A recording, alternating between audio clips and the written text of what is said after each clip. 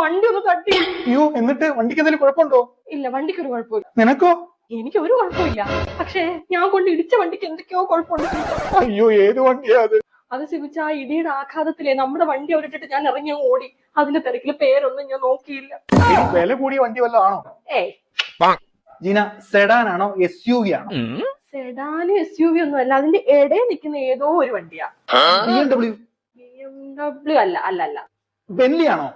ബെന്നിച്ചേട്ട അവിടെ വന്നായിരുന്നോ? ഞാൻ കണ്ടില്ല. എടി, ഓടിയാണോ? ഓടിയില്ല.